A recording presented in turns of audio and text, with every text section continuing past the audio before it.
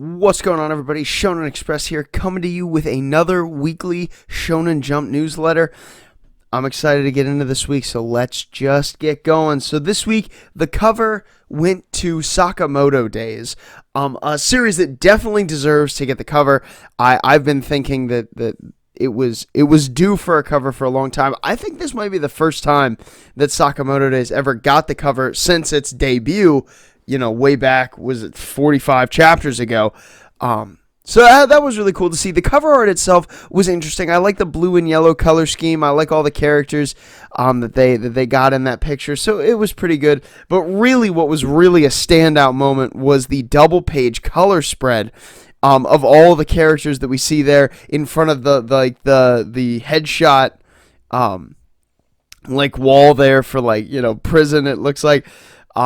With all the main characters there. That looked so good. It looked so much more detailed than it normally is for this series. It was a great color spread. I really, really liked it. So it was definitely awesome to see. But getting into the meat of the chapter, this guy, and I forget his name, but the guy who crushes stuff, right, who we see in the beginning, he is definitely intimidating. He crushes the cash register. First of all, I love that Nagumo, but at the time we think it's Sakamoto's wife, I love that she's like, what about the money in the cash register? And then he rips the desk open after that. He's cool. I have a bad feeling though, because this twist was amazing. Last week, obviously, we got very worried. I got very worried for Sakamoto's wife. Her being, in this situation, kind of alone. And then you see her take him out, use that move with the knife and take him out, and then you see that it's actually Nagumo, the member of the assassin organization, who was posing as her to cover for the store, because Sakamoto was worried about his wife and stuff. For a moment there, I was like, are we about to say that Sakamoto's wife is also super skilled? But I'm glad they didn't say that. I'm glad that she's still just a normal housewife. Because I think that's a good part of the story and part of the gag with this family, honestly. So I'm glad that we didn't go back on that. But Nagumo was really cool in this chapter. I love the stuff with the fake knife. How he's like, if this was a real knife, you'd be dead. It's really cool. I can't wait to see the rest of that fight. I'm sure we'll come back to it next week or something. But it was definitely a cool moment for sure. The action sequences in this manga are always on point. They're always really beautiful to look at. So I'm excited to see what we get with that next week. Speaking of beautiful action sequences, Hiesuke? Is it Hiesuke? I'm not sure how you pronounce the name of the sniper guy, but I'm going to say Hiesuke. He is an amazing sniper. I love that we see the bullet ricochet off of the shards of glass to get down to the guy with the strings. And for that matter, the guy with the strings is super cool. We see him swing into the building and actually catch Hisuke. That was awesome. It was really cool to see this kind of fight, and he catches him, and then of course Sakamoto comes in and knocks him in another amazing double page spread. This chapter was just absolutely beautiful, super worth being the cover chapter this week. Worth every ounce of that. It was a beautiful chapter, artwork wise, and I'm so excited next week to see the fight between Sakamoto and this string guy. It's definitely going to be a great fight, so I can't wait to see that either. But that will bring us to our color page number 1 this week, which was Undead Unluck. First of all, beautiful color page. I really like the traditional Japanese gambling outfits that both Andy and Fuko are in, and with spring in the background. It just makes for a really, really good and enticing color page. I really think that it is a super successful color page there. But getting into the meat of the chapter, I like the mention of this gap between Umas and Negators that Spring brings up. That, Umas are the rules of the world, and Negators, by their nature, go against those rules, and so, of course, they would not be able to get along, right? I think that's an interesting concept, and I like it. I like that it's a part of this story, so I loved seeing that. This chapter, and how, of course, Fuko is going to be the bridge, right? She's going to be the bridge between the Umas and the Negators, as she is really in life in general, right? I love the trap that she set for Spring to pick Andy. I love the solution that if he gets Andy and she gets Unbreakable, then no one will have to die in this top battle, right? Neither of them will die because Andy can't die. So she can feel free to win the fight, but Andy is and have her opponent not actually be dead.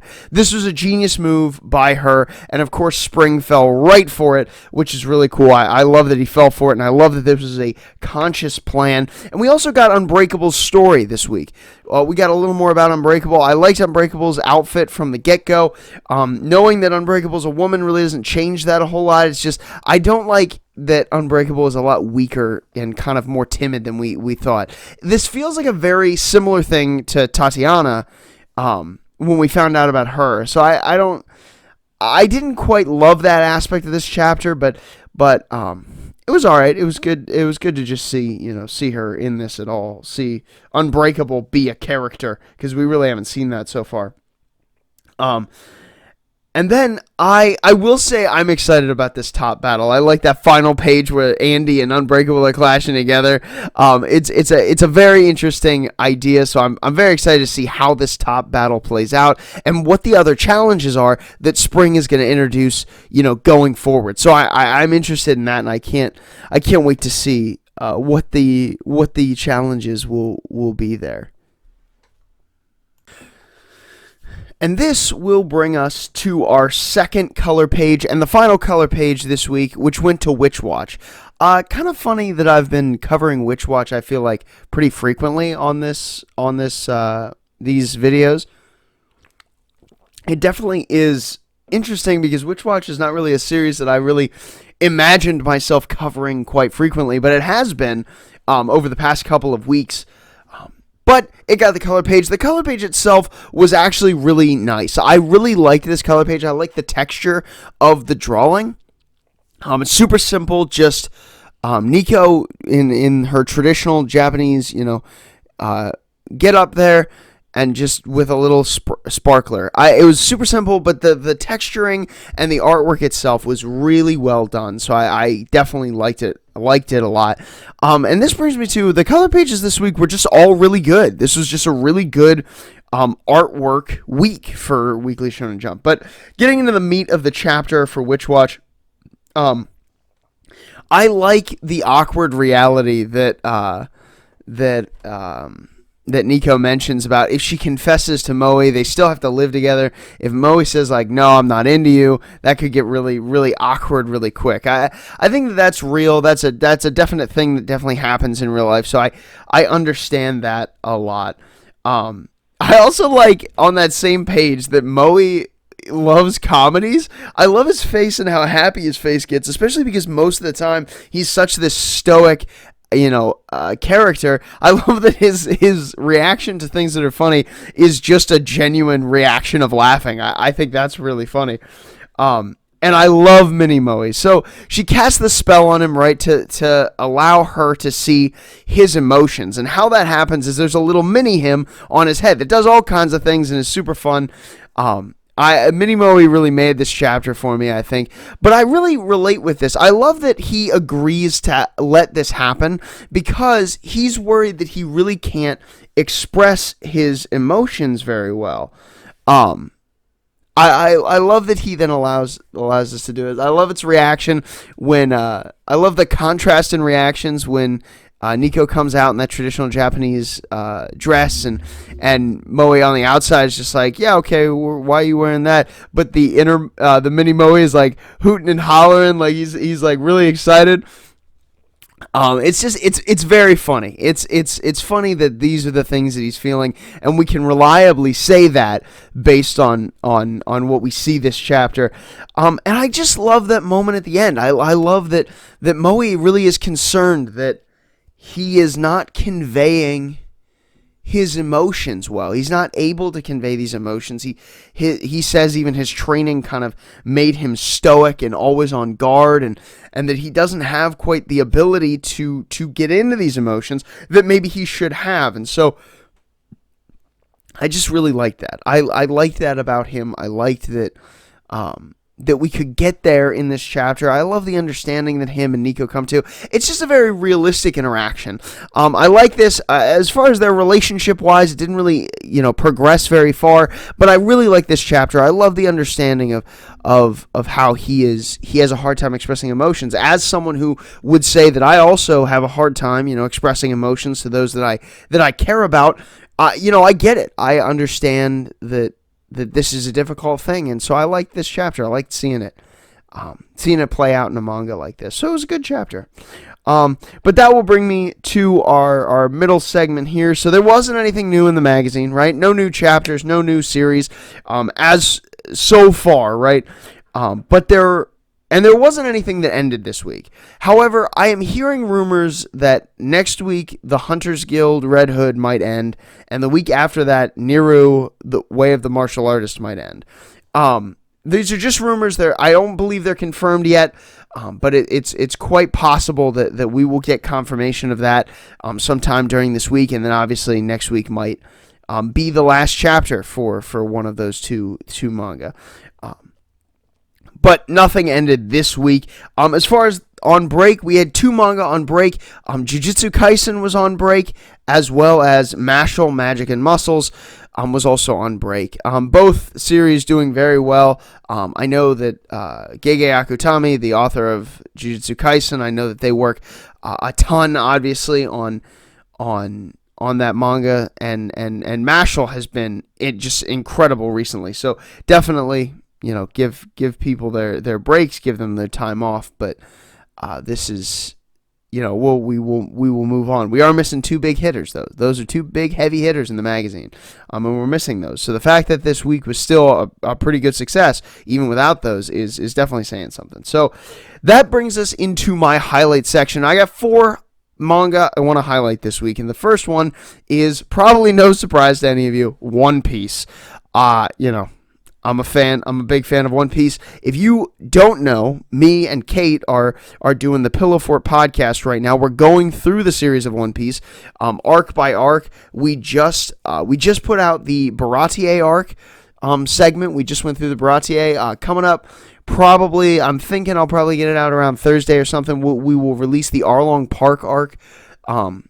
That we recorded the other day, so definitely be on the lookout for those, and listen to the Pillow Fort podcast. We'd love for you to listen to those too.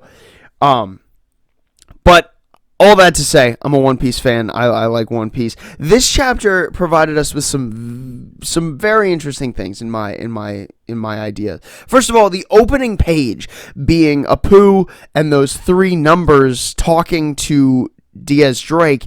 About joining forces to kind of just see how things play out and then take over when everything is said and done. I like this. I don't think Drake is going to go for this. Obviously, he's a member of the Marines. We found that out. He's a member of that sword faction. So we found that out earlier in this arc. So I don't think he's going to take them up on this, but I do worry what that means for him in this current scenario. And most of all, I think that this makes Apu way cooler in my head. What's interesting to me is going into this arc, I didn't like Scratchman Apu very much at all. I didn't think he was that cool. I didn't really care to know more about him. But I really was interested in Basil Hawkins. I thought Hawkins was super cool. I want to know everything about him. It's interesting that with this one chapter, this chapter and last chapter, my ideas about them almost flipped. I'm less interested in Hawkins and much more interested in Apu now. I think Apu is a much cooler character than I gave him credit for in the past. So I'm excited to see what happens with him in the future. But yeah, moving forward, we see Kinemon's legs are running around again, and he is talking with his farts again, like he did in Punk Hazard. All those at this point, those years ago, when we first met Kinemon, and Usopp, of course, recognizes this right away and grabs on, tries to help him. What's terribly tragic about this, though, is this isn't Law's ability, right? This is Kinemon has been bifurcated. And this is real. This is real. He's really going to die. And he's using the last of his strength to do this. In this solemn moment, right, he's using the last of his strength to, 1, talk with his farts, and use his lower half to try and find allies to get them to where he is. so that they can save Kiku. I really, this is, as funny as the gag is that him talking with his farts, it is sad. It is terribly sad to see the state that Kinemon's in, that he's probably definitely going to die. But then we see also that Kanjuro is going to die as well. But before he does, he draws this giant picture of this monster, this flame monster, that's going to seek the Kurozumi's revenge on Onigashima. Obviously, Orochi, we've seen, is still alive and definitely plans to capitalize on this event, and this is part of that capitalization. So I'm excited to see where that goes. I think the monster looks really cool. So I'm excited. I'm excited to see where it goes. But we can't end without talking about the fight that Kid and Law are having with Big Mom right now. This is incredible. I love that Kid asks Law, hey, have you awakened your devil fruit ability? And we learn that Law actually has, but it's an extremely, extremely debilitating ability, and it'll take it out of him, so he tries not to use it. But Kid says, hey, use it this once. Law seems to be able to coat his blade in, localize his room abilities to essentially make them appear anywhere, almost like Nico Robin's Devil Fruit. This is definitely a game changer for him. I don't know that I love the name Shock Willie as his attack name. I'm sure it's something better in the scans and not the Viz translation, but Shock Willie was a little offsetting, I will admit, but it was cool nonetheless. And then to see Kid do his attack where he actually magnetizes Big Mom herself to have all of those items, all that metal, even the metal from the structure of Onigashima, come flying at her, those metal beams. So I'm sure that Big Mom's fine. I'm sure this isn't the last of Big Mom, but I'm excited to see how that fight progresses. I am a big Kid fan, and I've been waiting for a Kid moment in this arc, and I haven't quite gotten there yet. So I'm hoping that we get there eventually, but it was a great One Piece chapter. I thought it was a very interesting chapter, at least to say nothing at all of the things that were going on throughout it as well. But that will bring us to highlight number 2, which, again, shouldn't be that big of a surprise for those of you who watch a lot of these videos, but it's My Hero Academia. It's really good. I go back and forth with My Hero Academia. Sometimes I think it's really good. Sometimes I think it's okay. But I really like this arc that we're doing right now. I am very into it. First of all, I love the artwork, right? Shigaraki looks amazing. I have this picture up on the screen right now, and it's just like, it is so cool to look at Shigaraki. I love his hair and the artwork that they do with that and how it kind of blends into the background.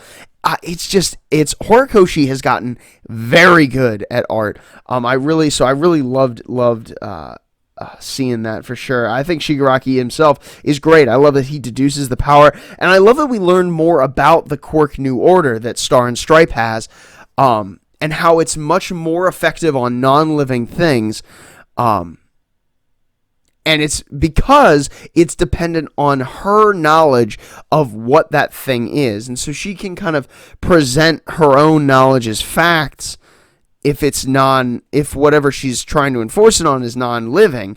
But if it's living and it has this state of confusion, she's not quite as able to affect it. And that's obviously why Shigaraki can get out. What I also liked is the little bit at the end where Star actually misinterprets what happened. She says, like, oh, he must have a quirk that makes his lungs, I can't affect his lungs, right?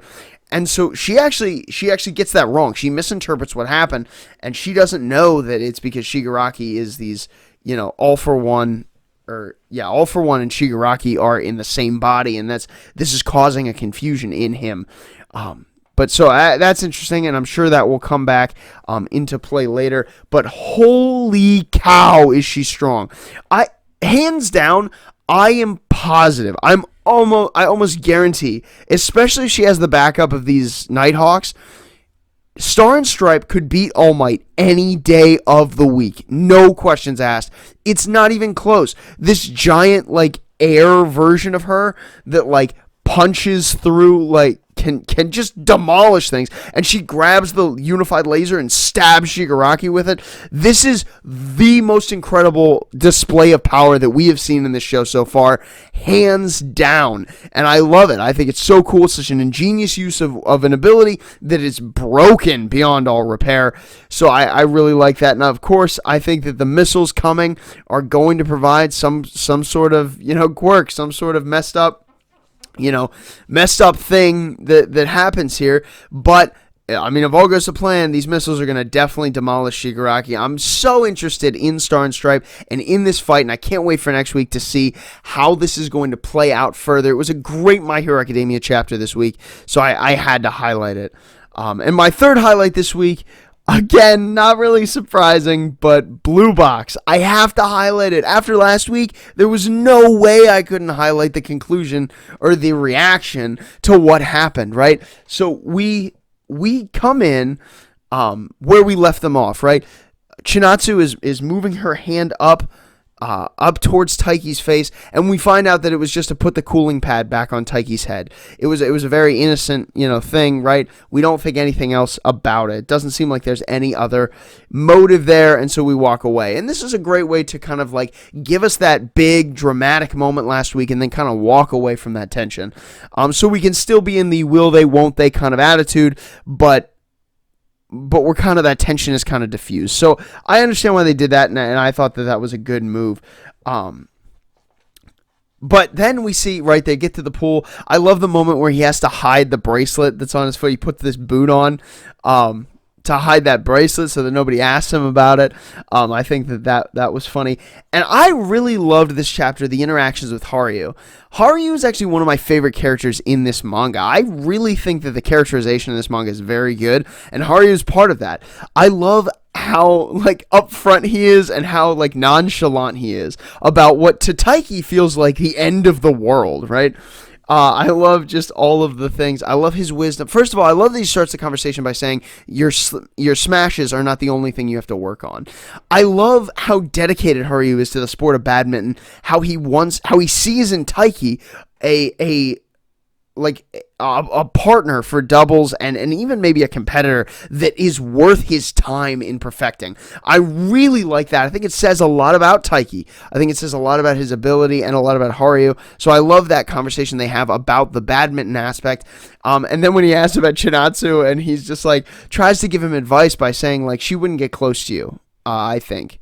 And this brings up a good point of, Haruyu says well, everybody's a little different, because Taiki goes, how can I tell if she likes me?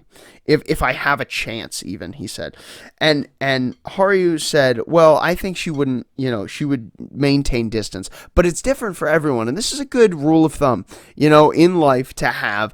It is, if you are pursuing a girl or even a boy, it's good to know that everybody does have different levels of interaction with people, and what someone might consider affectionate, to do for someone might just be normal everyday actions to someone else. And so, these things are confusing, and they're hard to wade through. And so I love the depiction of that in this chapter. I think it's really good. And then we get to the end, this crucial moment where he says, thanks for the last night with the cold, the cold compress. And we see Chinatsu blush like that. And Taiki gets the courage to grab her hand. I don't think that next week Taiki's going to confess how he feels. I feel that, unfortunately, if he does, that means that this manga probably will not last that much longer. Or they could go a whole different way. He could confess and she could say that she doesn't feel that way. And then we have to deal with the repercussions of that. I'm actually interested in seeing that, but I don't think it'll happen. I think that something will happen to break this up or to postpone this conversation. But just the fact that he had the courage to grab her hand like that, I'm very impressed with Taiki. I really, really, really am looking forward to next week and seeing what goes on. I love Blue Box. It's enticed me. It has me wrapped around its finger. So I really like this manga, and I'm excited to see what it does next week. I might have to highlight it again next week. Who knows? But yeah, it was really good. And so that brings me to my fourth and final highlight this week, which was Magu-chan, God of Destruction. I don't often highlight this manga, but I love it when I get the opportunity to. So first of all, Ruru meets the new girl, Sierra, that we learned, her name this week, who ends up being the little sister of Izuma. She meets him, Ruru meets her. And I love how Ruru is like, she's so cute. Like, Ruru is just such a nice person. It's so awesome to see. I just love the interactions that she has with people. I'm trying to get her to come to the occult club and everything is really, really interesting too.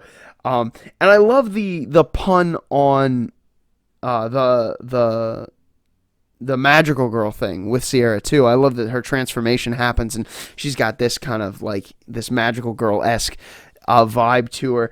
Also, but real quick, before that even, the absolute terrible game of Othello that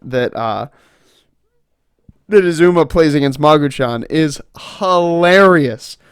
I really loved how bad he lost. How Ren is like, how could you lose this badly? It was funny. And yeah, I like the stuff with Sierra. I thought the distraction stuff was funny. They're just trying to be genuinely nice and get her in the club. And she keeps getting distracted by all of the things they're offering her and then gets frustrated and flips the table. I thought it was funny. And I love Ninitsi?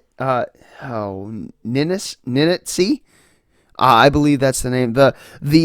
Seems like an unranked being who is in charge of like spatial distortions and stuff. I really love the design of that one. I like this kind of like this flying worm thing. I think it's really cool. It almost looks like whale-like at the top. But yeah, I like Ninitsi. It's going to take me a while to get used to that name. I always like the addition of new beings like that. I think they add fun things to this series. So yeah, I wanted to highlight Magu-chan because I liked it. It was a very fun one. But that's pretty much all I had to say, which will bring me to my mentions. I don't have that many mentions this week, but I do want to mention a couple. P6 was really, really good this week. It definitely deserves to get a look. This manga is shaping up to be one that is a hit every single week, so definitely look at that. Dr. Stone was really, really good this week. We got the satellite up and running. That's the great thing that we need to focus on. Black Clover, amazing again this week. We have taken out Xenon, but what happens next? Always interested. Nero Way of the Martial Artist. We got the conclusion to this battle, and it was very cool and very, very nice to look at. And the Hunters Guild Red Hood, I gotta mention it again because it has gotten even more confusing. And if you have any semblance of how this plot works, let me know in the comment section because I really am a little lost. I think I got a little clearer this week, but it's still very hard to tell what the heck is going on. And I don't think it's a good sign for this manga. I feel like they're rushing it, which, if the rumors are true, it might not last very long. But yeah, those are my mentions this week, guys. Hey, thanks so much for watching this video. If you liked anything I had to say, like the video, subscribe to the channel, because I bring you these newsletters every single week. And like I said, we're doing the Pillow Fort podcast. If you're a One Piece fan, definitely hop on there. See what me and Kate think about the series of One Piece. So definitely check that out as well. But for now, this is Shonen Express, signing out.